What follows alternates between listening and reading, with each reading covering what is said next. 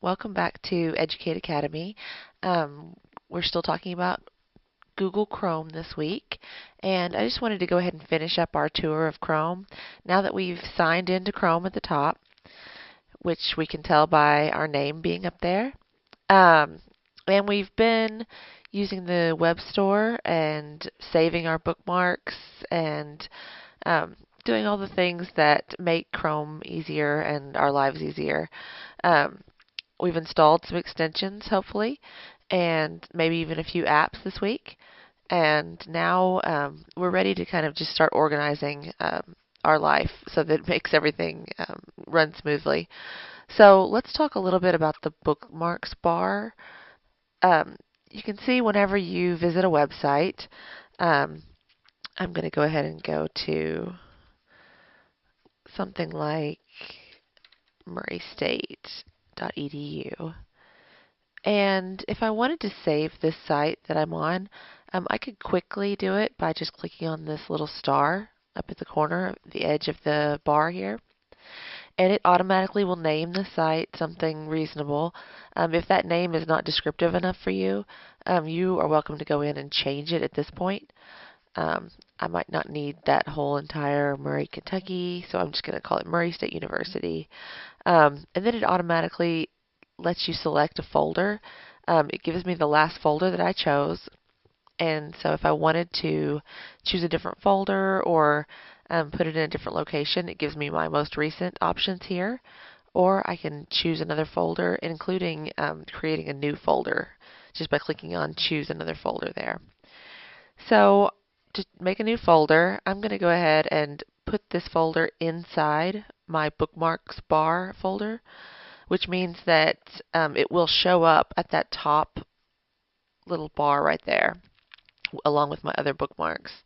And I turned that on in the settings in my last video, but I'll go ahead and show you how to make sure that your bookmarks bar is displaying in the settings.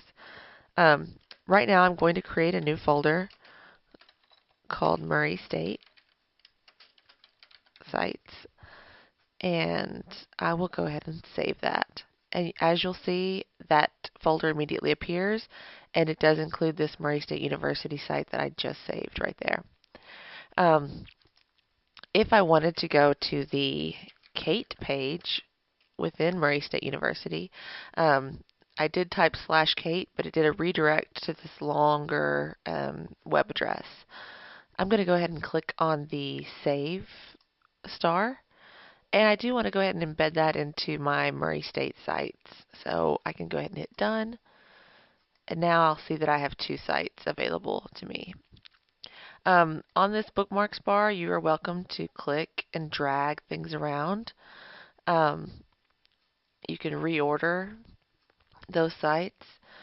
If I wanted to add another website to this list, I could do that as well. Let's say I wanted a quick link to, let's see, human resources. So I would go and locate that human resources site, and then I would go ahead and star that. Let's say if I just accidentally hit star and I just put it in my bookmarks bar. And so here it is. It shows up right here at the top. Let's say I meant to put it in my Murray State University site list. I can drag it over and just drop it in that list. And so now you can see I have three sites there. If I wanted to rearrange sites, I can do them here. I can also go into my settings. So while I'm here, you can see that under bookmarks, I do have show bookmarks bar checked. That is what is allowing me to see this bar at the top. If I uncheck that, it is hidden. So I want to go ahead and leave that visible. And I can also go in and actually edit and arrange bookmarks under the Bookmark Manager. This takes me to a page where I can see all my folders.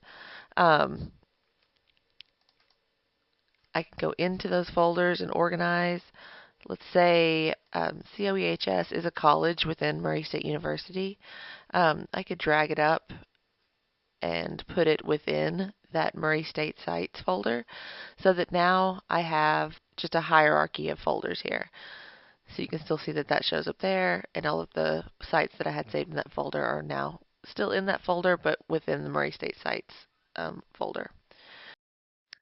If you've been working in a browser other than Chrome for a while, and you would like to bring those bookmarks over into your Chrome browser, you can do that by going back to our little three dots, and let's go down to Bookmarks and choose Import Bookmarks and Settings.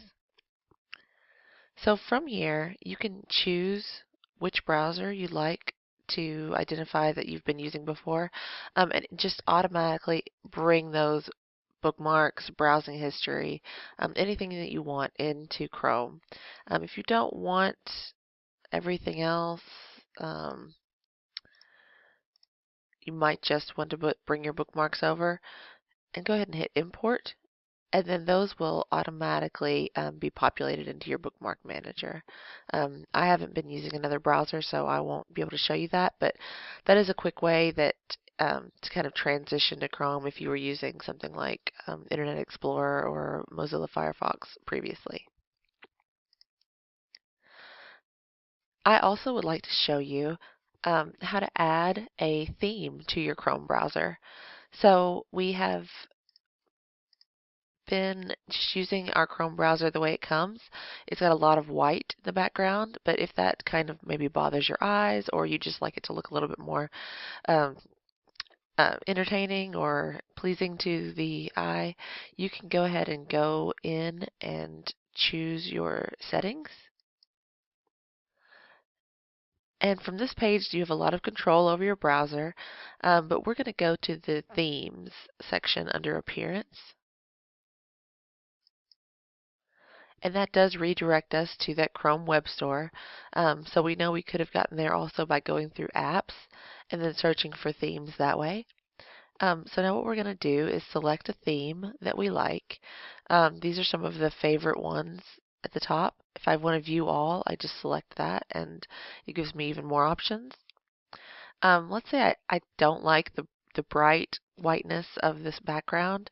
So I'd like to do something that's a little more muted tones, perhaps. And I just choose my theme, click Add to Chrome, and then wait just a second, and then that will be applied to my Chrome browser.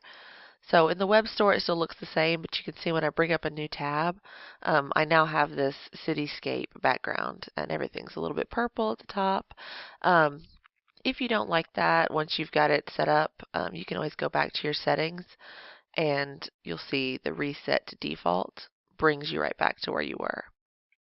Next, I'd like to talk about the Omnibox, which is just this bar at the top of your Chrome browser. Normally this would be where a web address would go, but your Omnibox in Chrome, the reason it's an Omnibox is because it is multifunctional. You can basically type in, instead of having to go to a Google search page, you can type in search items directly into the Omnibox at the top, and that will bring up your search results. So let's go with something cutesy. And let's go with puppies. And Google's asking to see my location. If I wanted to allow it to do that, it's going to give me maybe more targeted results based on my area. So as you can see, it knows that I'm in Murray, so it's showing me Humane Society, Murray Callaway County Animal Shelter, different things like that.